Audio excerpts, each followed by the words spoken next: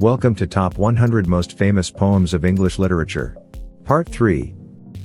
Number 80. All the World's a Stage. By William Shakespeare. All the world's a stage, and all the men and women merely players. They have their exits and their entrances, and one man in his time plays many parts, his acts being 7 ages. At first the infant mewling and puking in the nurse's arms, and then the whining schoolboy, with his satchel and shining morning face, creeping like snail unwillingly to school. And then the lover, sighing like furnace, with a woeful ballad made to his mistress' eyebrow. Then a soldier, full of strange oaths, and bearded like the pard, jealous in honor, sudden and quick in quarrel, seeking the bubble reputation even in the cannon's mouth. And then the justice, in fair round belly with good capon lin, with eyes severe and beard a formal cut, full of wise saws and modern instances. And so he plays his part. The 6th age shifts into the lean and slippered pantaloon, with spectacles on nose and pouch on side, his youthful hose well salved, a world too wide for his shrunk shank, and his big manly voice, turning again toward childish treble, pipes and whistles in his sound. Last scene of all, that ends this strange eventful history, is second childishness and mere oblivion, sans teeth, sans eyes, sans taste, sans everything. Number 79. Frost at Midnight. By Samuel Taylor Coleridge. The frost performs its secret ministry, unhelped by any wind. The owlet's cry came loud, and hark, again. Loud as before. The inmates of my cottage, all at rest, have left me to that solitude, which suits abstruser musings, save that at my side my cradled infant slumbers peacefully. 'Tis calm indeed. So calm that it disturbs and vexes meditation with its strange and extreme silentness. Sea, hill and wood, this populous village. Sea, and hill and wood, with all the numberless goings-on of life, inaudible as dreams. The thin blue flame lies on my low burnt fire, and quivers not, only that film, which fluttered on the grate, still flutters there, the sole unquiet thing. Methinks its motion in this hush of nature gives it dim sympathies with me who live, making it a companionable form, whose puny flaps and freaks the idling spirit by its own moods interprets, everywhere echo or mirror seeking of itself, and makes a toy of thought. But oh, how oft, at school, with most believing mind, precedful, have I gazed upon the bars, to watch that fluttering stranger. And as oft with unclosed lids already had I dreamt of my sweet birthplace, and the old church tower, whose bells, the poor man's only music, rang from morn to evening, all the hot fair day so sweetly, that they stirred and haunted me with a wild pleasure, falling on mine ear most like articulate sounds of things to come. So gazed I, till the soothing things I dreamt lulled me to sleep, and sleep prolonged my dreams. And so I brooded all the following morn, awed by the stern preceptor's face, mine I fixed with mock study on my swimming book, save if the door half opened, and I snatched a hasty glance, and still my heart leapt up, for still I hoped to see the stranger's face, townsman, or aunt, or sister more beloved, my playmate when we both were clothed alike. Dear babe, that sleepest cradled by my side, whose gentle breathings heard in this deep calm, fill up the interspersed vacancies and momentary pauses of the thought. My babe so beautiful. It thrills my heart with tender gladness thus to look at thee, and think that thou shalt learn far other lore and in far other scenes. For I was reared in the great city, pent mid cloisters dim, and saw not lovely but the sky and stars. But thou, my babe, shalt wander like a breeze by lakes and sandy shores, beneath the crags of ancient mountain, and beneath the clouds, which image in their bulk both lakes and shores and mountain crags. So shalt thou see and hear the lovely shapes and sounds intelligible of that eternal language, which thy God utters, who fro eternity doth teach himself in all, and all things in himself. Great universal teacher, he shall mold thy spirit, and by giving make it ask. Therefore all seasons shall be sweet to thee, whether the summer clothe the general earth with greenness, or the redbreast sit and sing betwixt the tufts of snow on the bare branch of mossy apple tree, while the nigh thatch smokes in the sun thaw, whether the eve drops fall heard only in the trances of the blast, or if the secret ministry of frost shall hang them up in silent icicles, quietly shining to the quiet moon. Number 78. Who has seen the wind? By Christina Rossetti. Who has seen the wind? Neither I nor you, but when the leaves hang trembling, the wind is passing through. Who has seen the wind? Neither you nor I, but when the trees bow down their heads, the wind is passing by. If you liked our selection, and want to develop your intellectual skills, or just to relax, please subscribe to our channel, youtube.com/AI-Readers, and follow us to listen quality poems written by the most famous poets of English literature and read by the most advanced artificial intelligence software. Thank you. Number 77. The Hayloft, by Robert Louis Stevenson. Through all the pleasant meadowside the grass grew shoulder high, till the shining sides went far and wide and cut it down to dry. Those green and sweetly smelling crops they led in wagons home, and they piled them here in mountain tops for mountaineers to roam. Here is Mount Clear, Mount Rusty Nail, Mount Eagle and Mount High, the mice that in these mountains dwell, no happier are than I. Oh, what a joy to clamber there, oh, what a place for play, with the sweet, the dim, the dusty air, that the hills of hay. Number 76. Trees, by Joyce Kilmer. I think that I shall never see a poem lovely as a tree whose hungry mouth is pressed against the earth's sweet flowing breast, a tree that looks at God all day, and lifts her leafy arms to pray, a tree that may in summer wear a nest of robins in her hair, upon whose bosom snow has lain, who intimately lives with rain. Poems are made by fools like me, but only God can make a tree. Number 75. Good Timber, by Douglas Malloch. The tree that never had to fight for sun and sky and air and light, but stood out in the open plain and always got its share of rain, never became a forest king but lived and died a scrubby thing. The man who never had to toil to gain and farm his patch of soil, who never had to win his share of sun and sky and light and air, never became a manly man but lived and died as he began. Good timber does not grow with ease. The stronger wind, the stronger trees, the further sky, the greater length, the more the storm, the more the strength. By sun and cold, by rain and snow, in trees and men good timbers grow. Where thickest lies the forest growth we find the patriarchs of both. And they hold counsel with the stars whose broken branches show the scars of many winds and much of strife. This is the common law of life. Number 74. The Village Blacksmith, by Henry Wadsworth Longfellow. Under a spreading chestnut tree the village smithy stands, the smith, a mighty man is he, with large and sinewy hands, and the muscles of his brawny arms are strong as iron bands. His hair is crisp, and black, and long, his face is like the tan, his brow is wet with honest sweat, he earns whate'er he can, and looks the whole world in the face, for he owes not any man. Week in, week out, from morn till night, you can hear his bellows blow, you can hear him swing his heavy sledge, with measured beat and slow, like a sexton ringing the village bell, when the evening sun is low. And children coming home from school look in at the open door, they love to see the flaming forge, and hear the bellows roar, and catch the burning sparks that fly like chaff from a threshing floor. He goes on Sunday to the church, and sits among his boys, he hears the parson pray and preach, he hears his daughter's voice, singing in the village choir, and it makes his heart rejoice. It sounds to him like her mother's voice, singing in paradise. He needs must think of her once more, how in the grave she lies, and with his hard, rough hand he wipes a tear out of his eyes. Toiling, rejoicing, sorrowing, onward through life he goes, each morning sees some task begin, each evening sees it close, something attempted, something done, has earned a night's repose. Thanks to thee, my worthy friend, for the lesson thou hast taught. Thus at the flaming forge of life our fortunes must be wrought, thus on its sounding anvil shaped each burning deed and thought. Number 73. Tell all the truth but tell it slant, by Emily Dickinson.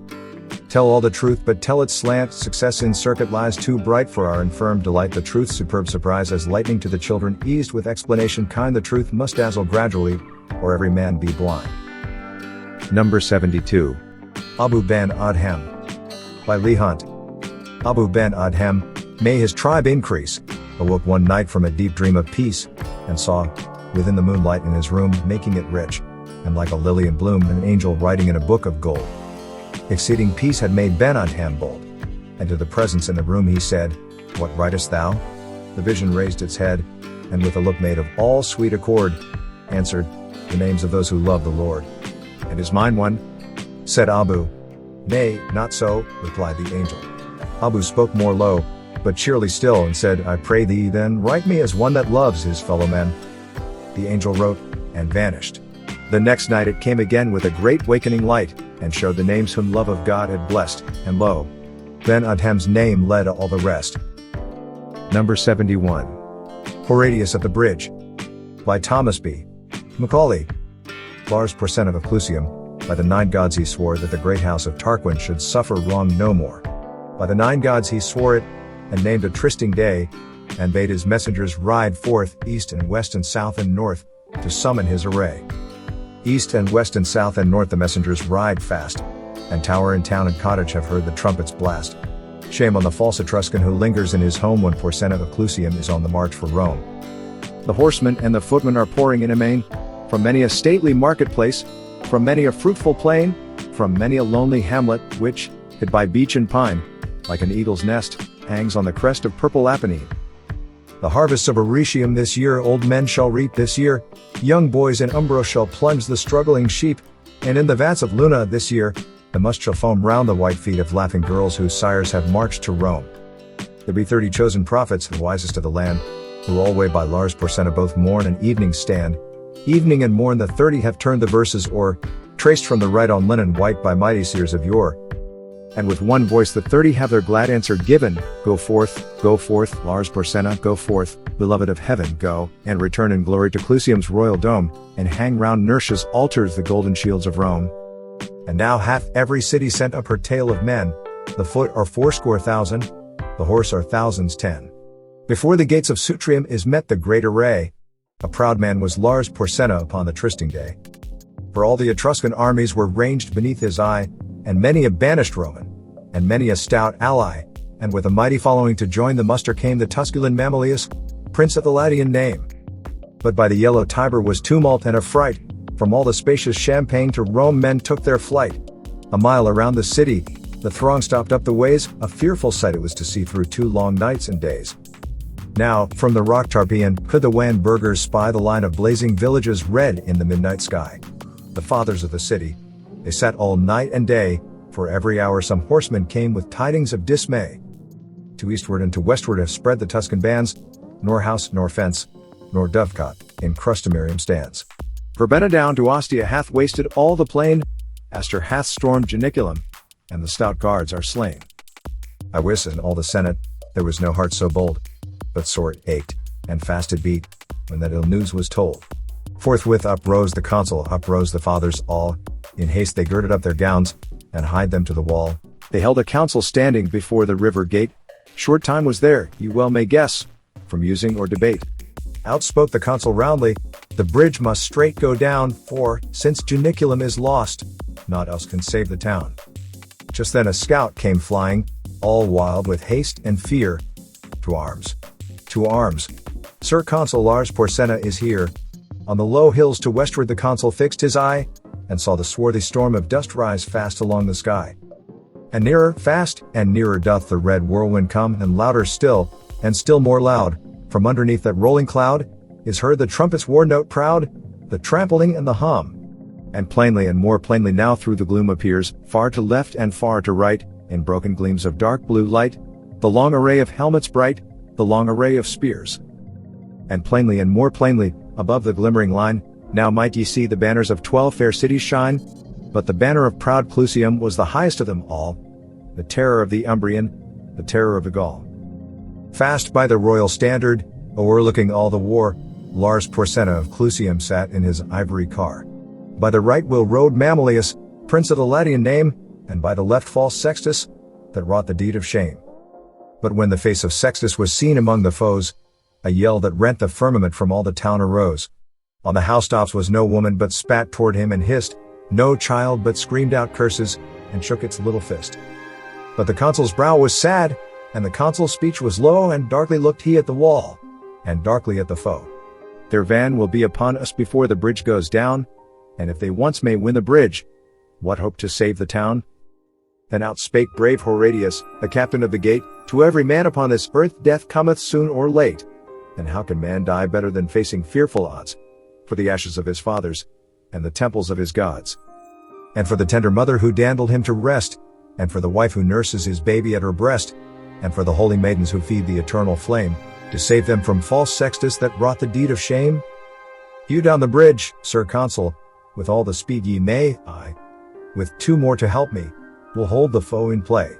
In yon straight path 1,000 may well be stopped by 3. Now who will stand on either hand, and keep the bridge with me? Then out spake Spurius Lartius, a Ramnian proud was he, I will stand at thy right hand, and keep the bridge with thee. And out spake strong Herminius, of Titian blood was he, I will abide on thy left side, and keep the bridge with thee. Horatius, quoth the consul, As thou say'st, so let it be. And straight against that great array forth went the dauntless three. For Romans in Rome's quarrel spared neither land nor gold, nor son nor wife, nor limb nor life, in the brave days of old. Now while the three were tightening their harness on their backs, the consul was the foremost man to take in hand an axe, and fathers mixed with common seized hatchet, bar, and crow, and smote upon the planks above, and loosed the props below. Meanwhile the Tuscan army, right glorious to behold, came flashing back the noonday light, rank behind rank, like surges bright of a broad sea of gold. 400 trumpets sounded a peal of warlike glee, as that great host, with measured tread, and spears advanced, and ensigns spread, rolled slowly toward the bridge's head, where stood the dauntless three. The three stood calm and silent, and looked upon the foes, and a great shout of laughter from all the vanguard rose. And forth 3 chiefs came spurring before the deep array, to earth they sprang, their swords they drew, and lifted high their shields, and flew to win the narrow way. Honest from green Tifernum, lord of the hill of vines, and Sais, whose 800 slaves sicken in Ilva's mines, and Picus, long to Clusium vassal in peace and war, who led to fight his Umbrian powers from that grey crag where, girt with towers, the fortress of Nequinum lowers o'er the pale waves of Nar. Stout Lartius hurled down on us into the stream beneath, Herminius struck at Sais, and clove him to the teeth. At Picus brave Horatius darted one fiery thrust, and the proud Umbrians' gilded arms clashed in the bloody dust. Then Ocnus of Phalerii rushed on the Roman three, and Lausulus of Ergo, the rover of the sea, Aruns of Volsinium, who slew the great wild boar that had his den amid the reeds of Cosus fen, and wasted fields and slaughtered men along Albinia's shore.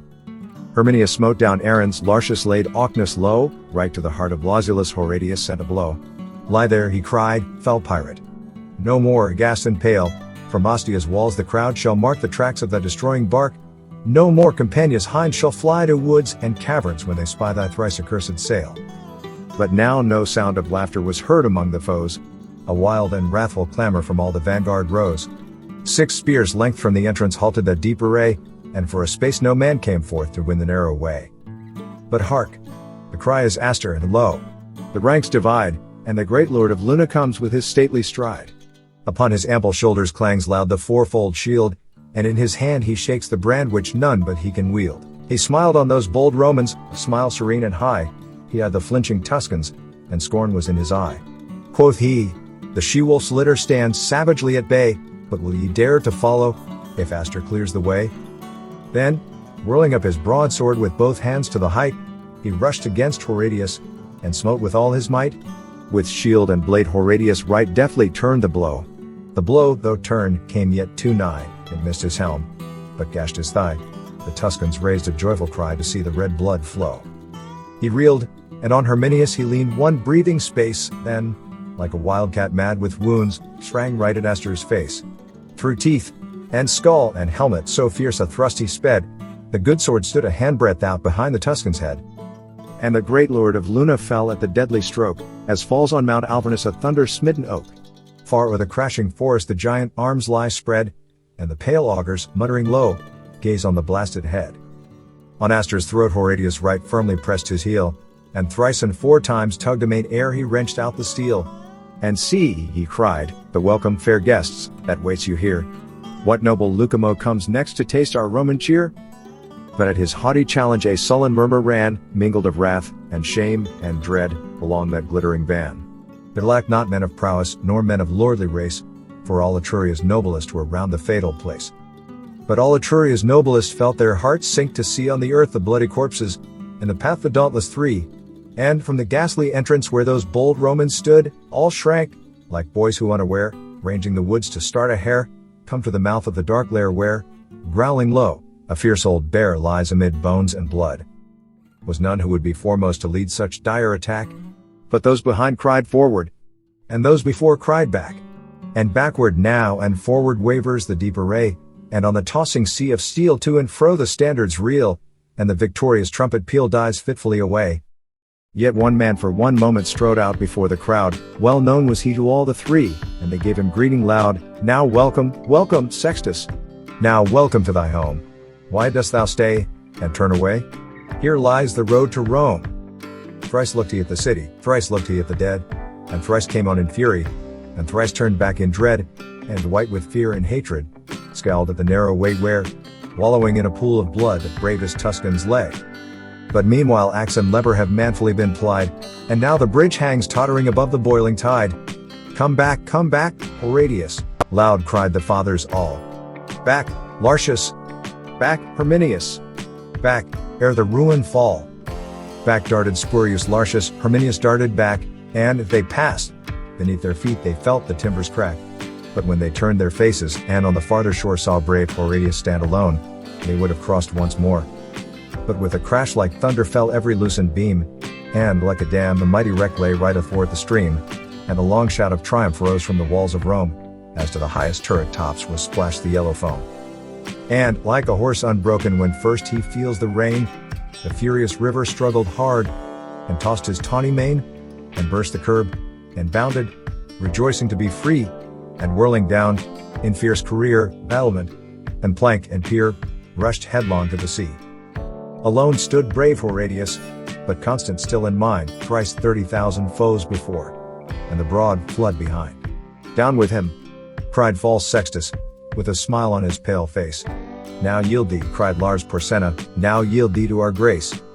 Round turned he is not deigning those craven ranks to see, not spake he to Lars Porsenna, to Sextus not spake he, but he saw on Palatinus the white porch of his home, and he spake to the noble river that rolls by the towers of Rome. O Tiber, Father Tiber, to whom the Romans pray, Roman's life, a Roman's arms, take thou in charge this day. So he spake, and speaking sheathed the good sword by his side, and, with his harness on his back, plunged headlong in the tide. No sound of joy or sorrow was heard from either bank, but friends and foes in dumb surprise, with parted lips and straining eyes, stood gazing where he sank, and when above the surges they saw his crest appear, all Rome sent forth a rapturous cry, and even the ranks of Tuscany could scarce forbear to cheer. And fiercely ran the current, swollen high by months of rain, and fast his blood was flowing, and he was sore in pain, and heavy with his armor, and spent with changing blows, and oft they thought him sinking, but still again he rose. Never, I ween, did swimmer, in such an evil case, struggle through such a raging flood safe to the landing place, but his limbs were borne up bravely by the brave heart within, and our good father Tiber bore bravely up his chin. Curse on him, quoth false Sextus, will not the villain drown? But for this stay ere close of day we should have sacked the town. Heaven help him, quoth Lars Porsenna, and bring him safe to shore, for such a gallant feat of arms was never seen before. And now he feels the bottom, now on dry earth he stands, now round him throng the fathers to press his gory hands, and now with shouts and clapping, and noise of weeping loud, he enters through the river gate borne by the joyous crowd. They gave him of the corn land, that was a public right, as much as 2 strong oxen could plow from morn till night, and they made a molten image, and set it up on high, and there it stands unto this day to witness, if I lie. It stands in the Comedium plain for all folk to see, Horatius in his harness, halting upon one knee, and underneath is written, in letters all of gold, how valiantly he kept the bridge in the brave days of old. And still his name sounds stirring unto the men of Rome, as the trumpet blast that cries to them to charge the ocean home, and wives still pray to Juno for boys with hearts as bold as his who kept the bridge so well in the brave days of old. And in the nights of winter, when the cold north winds blow, and the long howling of the wolves is heard amid the snow, when round the lonely cottage roars loud the tempest din, and the good logs of Algigus roar louder yet within. When the oldest cask is opened, and the largest lamp is lit, when the chestnuts glow in the embers, and the kid turns on the spit, when young and old encircle around the firebrands close, when the girls are weaving baskets, and the lads are shaping bows. When the goodman mends his armor and trims his helmet's plume, when the goodwife's shuttle merrily goes flashing through the loom, with weeping and with laughter still is the story told, how well Horatius kept the bridge in the brave days of old. This was part 3 with the positions from 80 to 71 of our top 100 best poems of English literature. If you liked our selection, and want to develop your intellectual skills, or just to relax, please subscribe to our channel, youtube.com/AI-readers, and follow us to listen quality poems written by the most famous poets of English literature and read by the most advanced artificial intelligence software. Thank you.